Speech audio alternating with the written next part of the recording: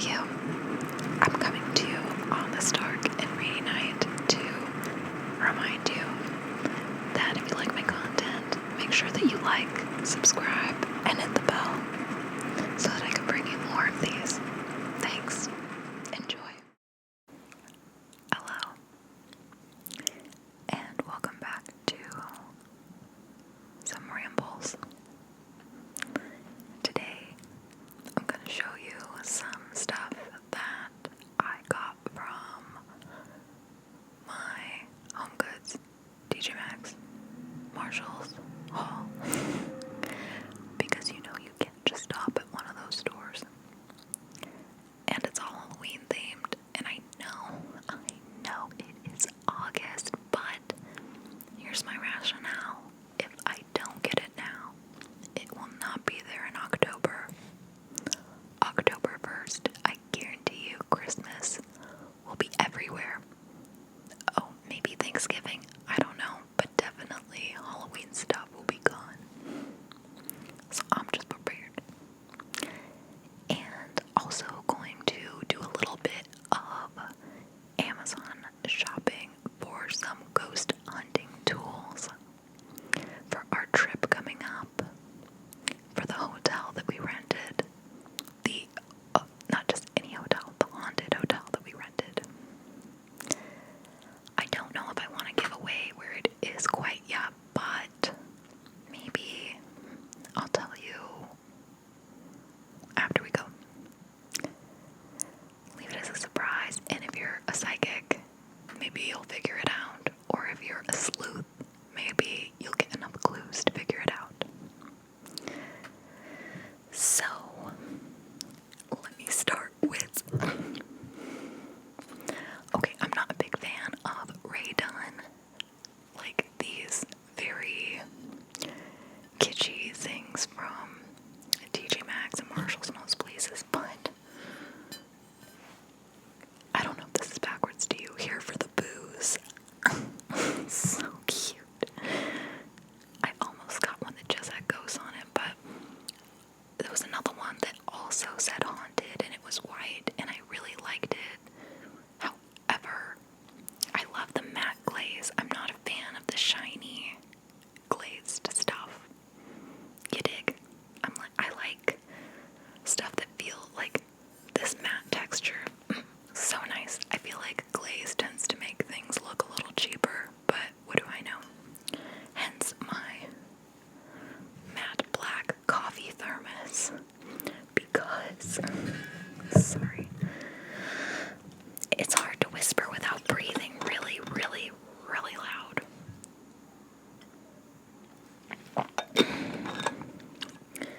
And for those of you that don't know, I'm a mouth breather by nature, so it's a struggle. But I got some coffee. I could use some Scream and Sugar spooky vanilla, naturally and artificial flavored medium roast ground coffee. And it smells so freaking good. Why can't they make a candle that actually smells just like this? It never smells exactly like this, you know what I mean? Yum, yum, yum. So, we've got some vanilla coffee happening.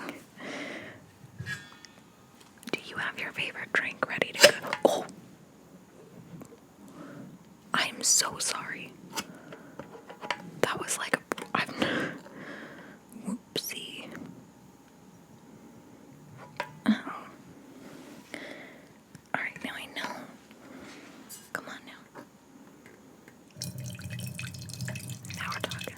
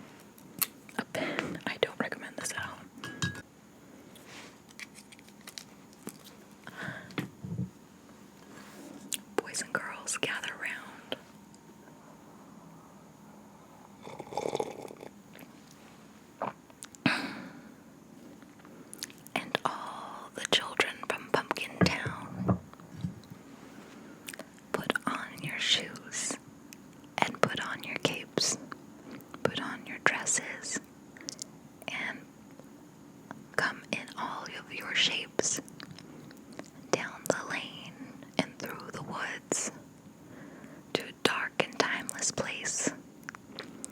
There you'll find a trail of treats, and please fall into place. Grab the treats one by one and follow as you eat, and at the end you will find a woman who has come to greet you in the woods. She holds out her hand and says, "Come into my cabin." You take her hand. She leads you in, never to be seen again. Not bad, right? I don't know.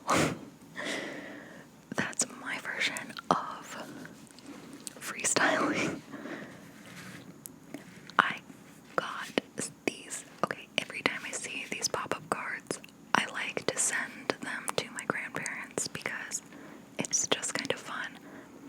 But I'm like, how soon can I send this? Because it's so cute. I just want to send it already. The front, cute, right? It's got like a little graveyard. It's a cute little pop-up scene with like a witch and the moon. And I got one more. I also got, it's got little trick-or-treating dogs on it. Don't you love it?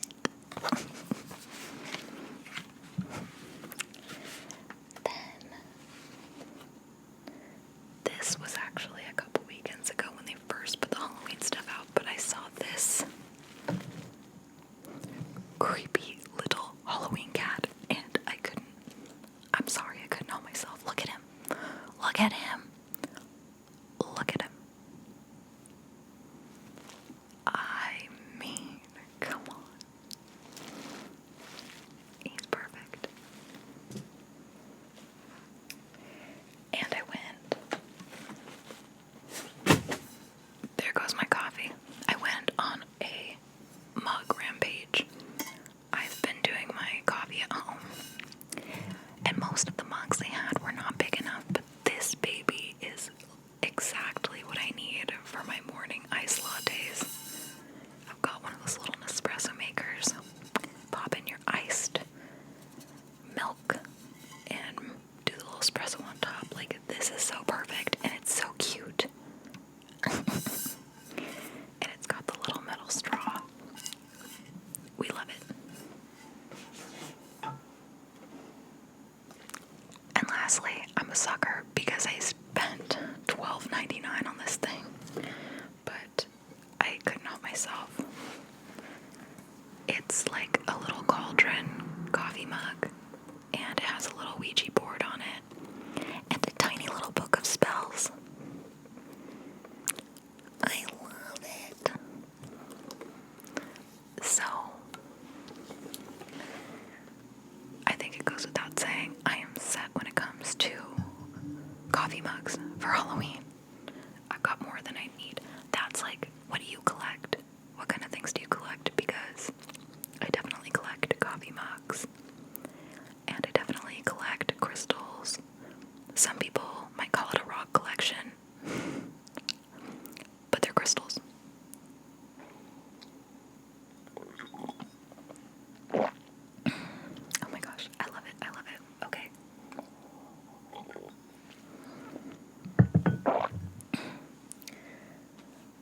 So, I want to look at a few things with you.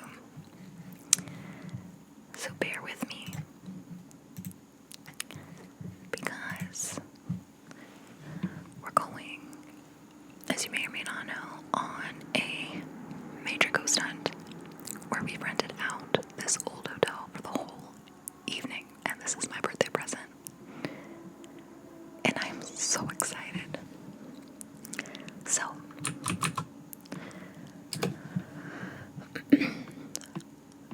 I have already in my possession an Ovilus 5B.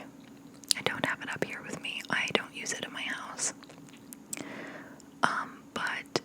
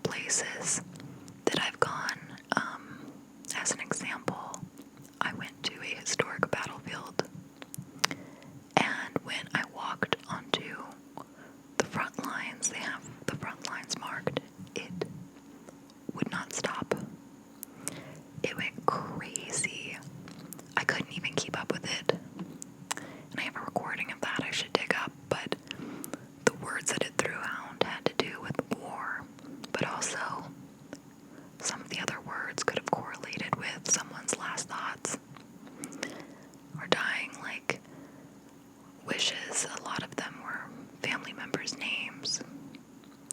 One said mom. So that was pretty crazy. So we have the obelisk 5B, and that's always been a good tool to use. But I am ready to up my game. So let's look at some easier tips and tricks. One thing that I am going to bring is baby powder. Actually, let's add that to my list right now.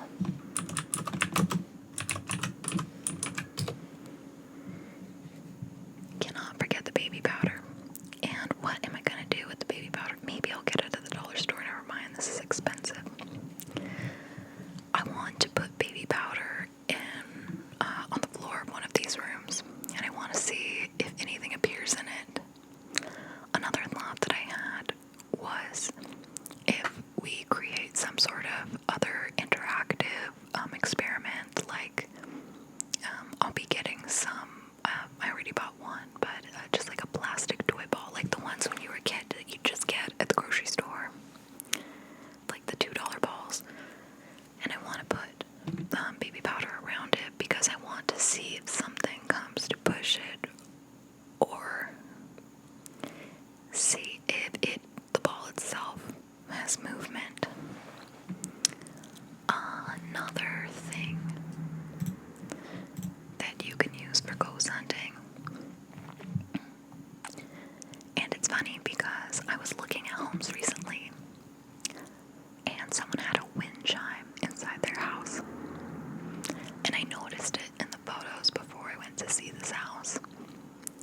And when we went to look at it, my realtor was like, that's weird, why do they have a wind chime? And I was like, oh, I noticed that when I saw the sale photos. But sometimes people get wind chimes for relatives that pass, and when the wind blows through them, it's supposed to mean that they're near you. Now, a wind chime in the home, to me, says that there is a spirit in the house, and that they're using it for spirit communication.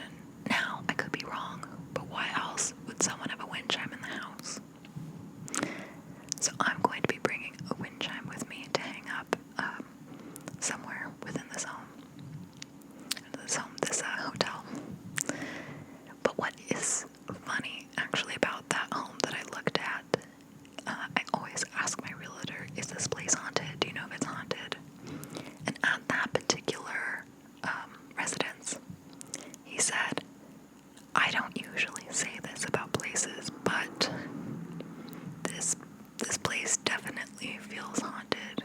And I knew it looking at the photos of it. My brother even made a comment about, oh, that place is definitely haunted. So it kind of makes sense to me that they would have that wind chime in the dining room now, whether it's haunted by the spirit of a family member or something else. But I would almost assume maybe a family member, because I mean, you'd really have to be connected to a spirit to want to invite it to ring your chime.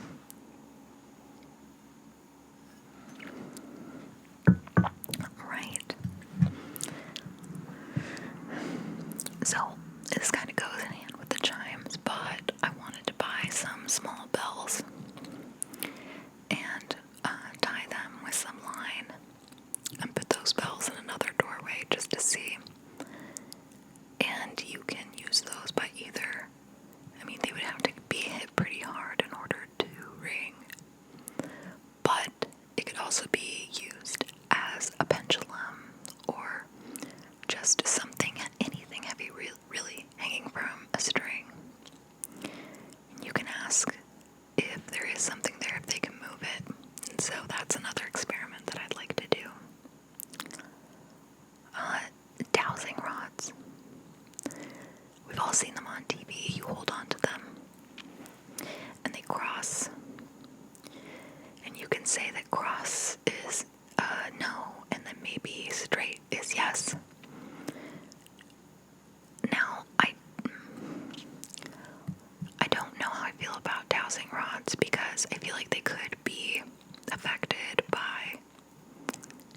subconscious. The same way that I feel when you hold a pendulum. Sometimes, I don't know, okay, let's use this as an example. But people say that you can use pendulums for ghost communication, but I think that our subconscious mind is a lot stronger than we may know. And even if I use something as simple as this, so when you use a pendulum, you say, "Show me my yes. Show me my yes. Show me my no. Show me my no. Show me my no. Show me my no. Show me my no." Now do you see my yeses are straight across my nose? Go in a circle. It's always been like that. You can't see the top of my hand, but I promise you I'm not moving it. I think that there is a subconscious something to this. I don't know that it's spirit communication necessarily, so I'm thinking about getting dowsing rods because it would be something nice to add. But I don't know how much I necessarily trust them.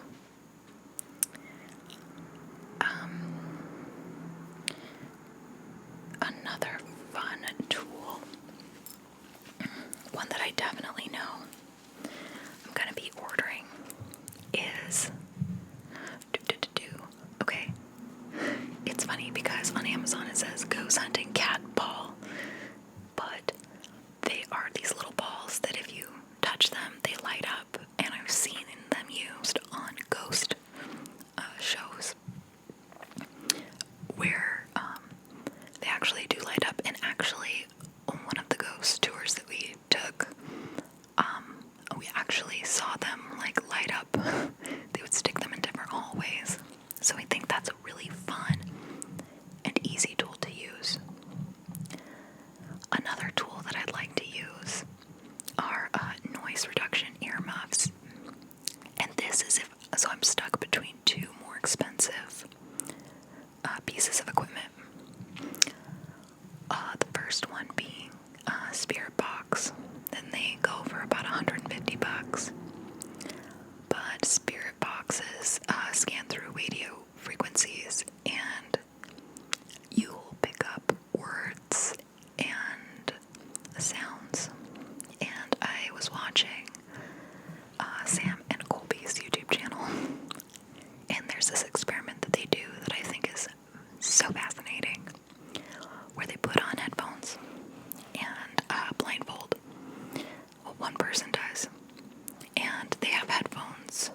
The headphones are noise canceling, but they also run into the Spirit Box, and the people around them ask the spirits questions, and this person with noise canceling headphones who is hearing the feed only can say what they hear coming through. And some of the responses that they have gotten are almost as if they are having a conversation with a conscious deceased person. It is freaking insane. So it's kind of scary, but I also think it would be a really, really fun experiment. And last but not least is the REM pod. And that one is about $180. And the REM pod has a little antenna, and if I was to touch the antenna, it would light up and make a sound. And it has different colored lights. It has white, blue, red, and green. So with spirit communication, if you can get them to light it up, you could also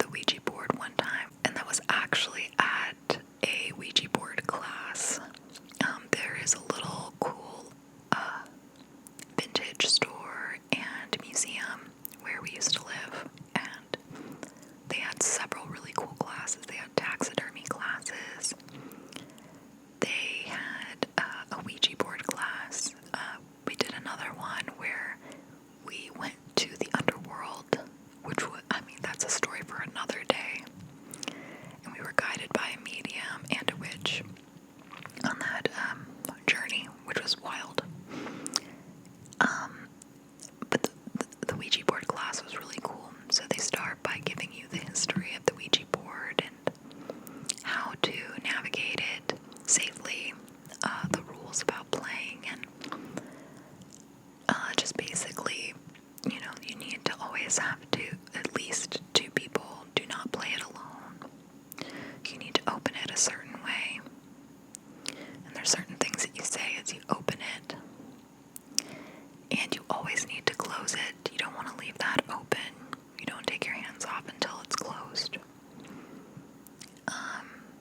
And you don't ask personal questions like, when am I gonna die? Or don't try to contact like a dead relative. Because when you are in a state like that, where you're vulnerable, that tends to be when things come in and take advantage of you. It's one of my dogs. So we went and we did this class, and the owner, one of the shop owners, actually came over when we broke off to try it. And the shop itself has some spirits in it. And so of course the spirits know her. So as we consciously moved, you move in a figure 8 and say your thing. And then we stopped, and both of our fingers were so lightly on it, I kid you not, it moved. It's real. It is not fake. It's real. It moved. And it was a male spirit that she had been sensing, and I forget his name, but he was consciously responding and telling us stuff. And I have goosebumps just thinking about it because I was floored. I could not believe it.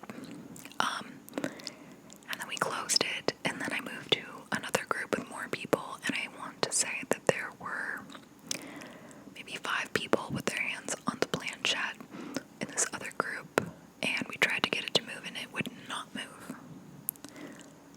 So, I just, so I'm a little leery about that. And actually, as a side note, talking about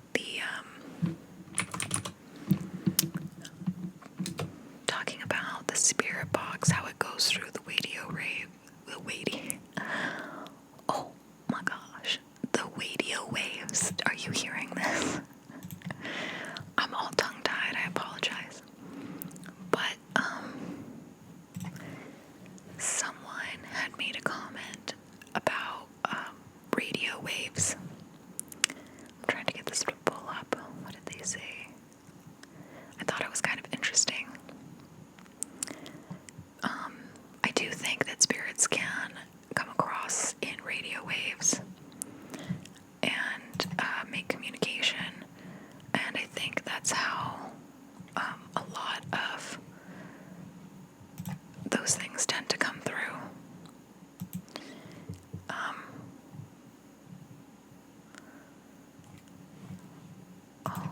Where is your comment, my friend? Okay.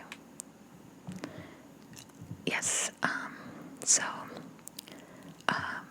this person asked if I like fuzzy FM radio static mixing with music. I'm a Virgo by nature, so I'm a bit of a perfectionist, so I don't, it's a little overwhelming, and I think that's why I haven't gotten a spirit box yet for spirit communication, because the static and the word, like, it's just a little much. But this person said I was on a very dark road, and they had the radio on, and the station was very clear, and they got to a certain area, and the radio went staticky. And on the right side of the road, there was a cross that they came up to. And as they're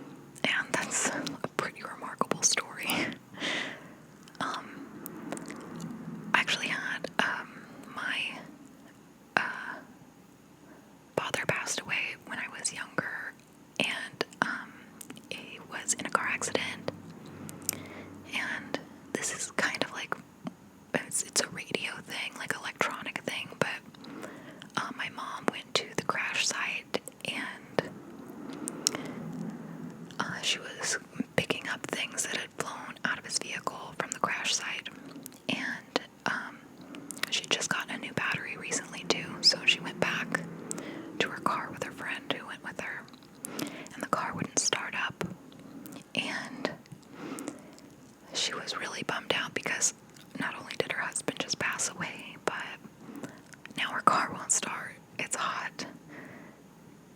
She's picking up things from her husband's, crash site. So they sat outside the car for a minute. And then she decided to get back in. And this time, the car started. And the CD player began to run backwards through the tracks. 12, 11, 10, 9, 8. And it kept going backwards through the tracks. And then all of a sudden it stopped. And the track that it stopped on was the song She Thinks My Tractor's Sexy, which, funny enough, was one of his favorite songs because he thought it was so funny. And I believe that that was him kind of, pinging her and saying, hey, I'm here. I'm like, why would her CD player go backwards? You know what I mean? So yeah, I think that spirits can communicate through electronics and radio waves 100%. So now we know some of the gear that we're gonna get, but what is this place that we're going to? I don't want to tell you yet. But let's look at some of the weird stories, okay?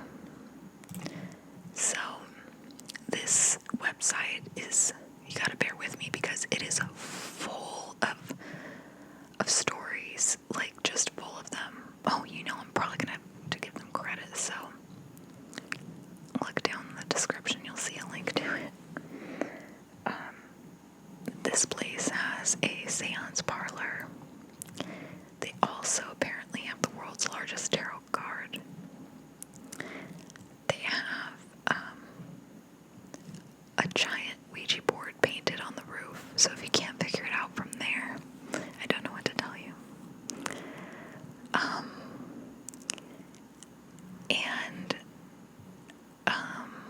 Gosh, there's just so much here. I'm trying to figure out where to start. So, as you go through each of these stories, or each of these rooms that they have, you can kind of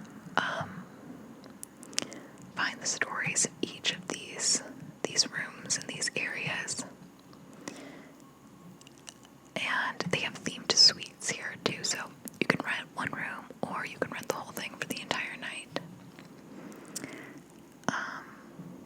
Now, the most haunted room in this place is their canopy room. And it's the most haunted room in the hotel. They've had a ghost face seen in the mirror. Before arriving, there is a nun statue that tends to turn up in guests' dreams before arriving. There is something that they call the Squid Lana ghost, which I'll tell you about that one. That one freaked me out. They found hair in the walls. I'm not down with that. Chip Coffee, if you know who he is a psychic, a pretty famous one. He's visited there before.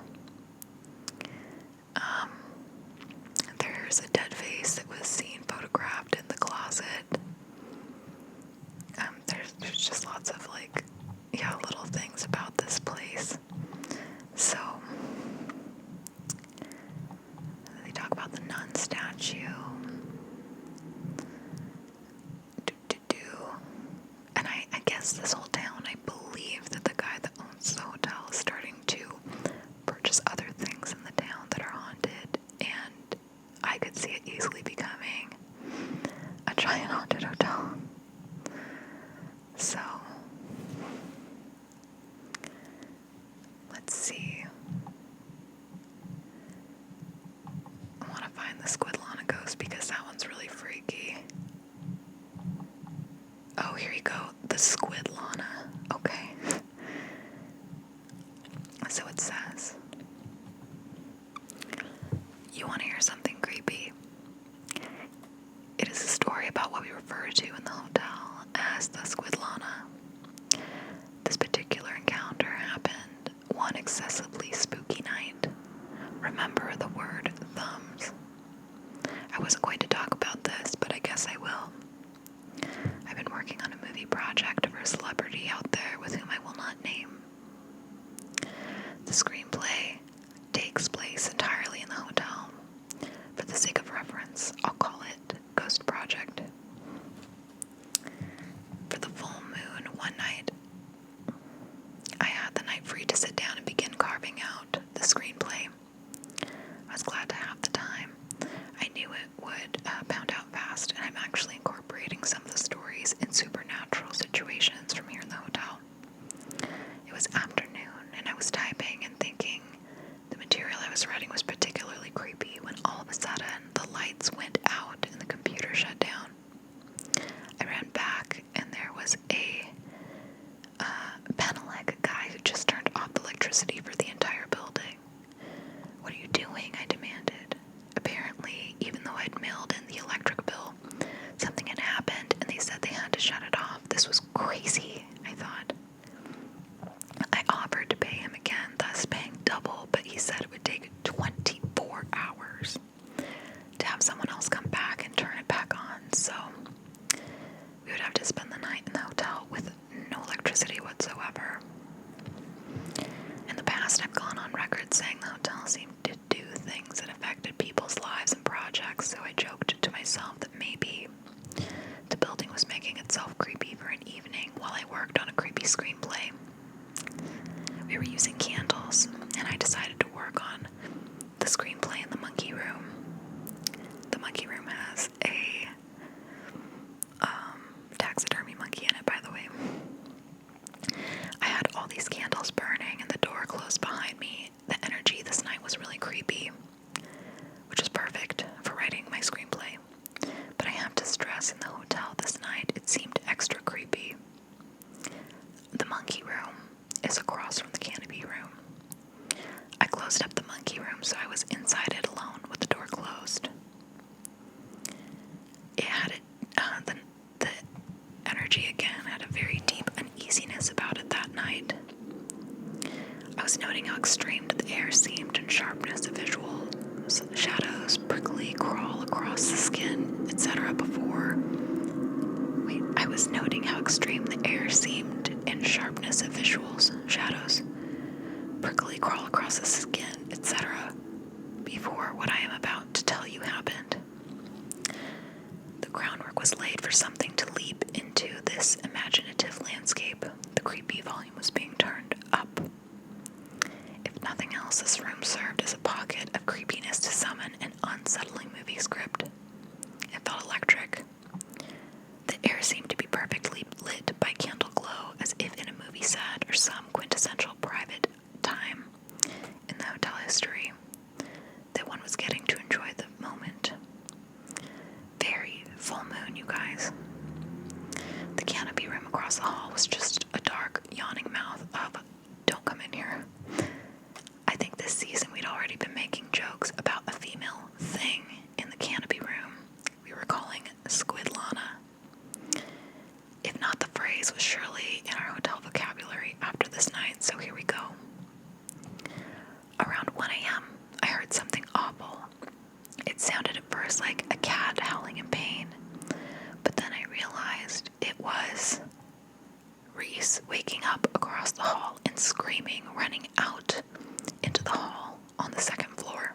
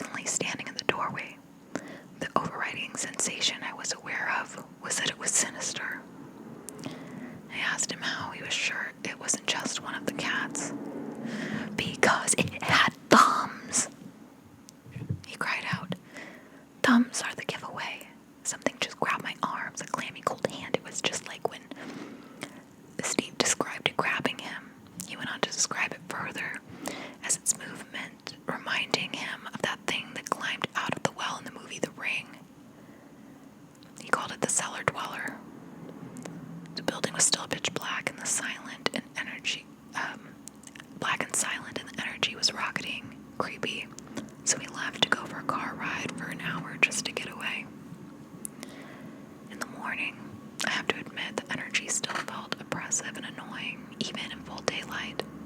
It was kind of the kind of sensation like when you're trying to read and someone is standing directly behind you, and you can't concentrate because of it.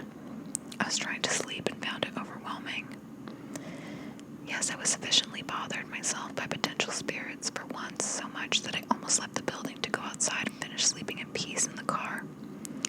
I even questioned if I wanted to continue with the screenplay, if it wasn't going to summon and affect the energy of the hotel to its degree as I pictured happening until I was done. But then suddenly it changed like a switch being thrown, and the energy lightened. The electricity eventually was turned on too in the morning. So, another person that night was creeped out just in general and stayed at his parents' house the next 2 days. So,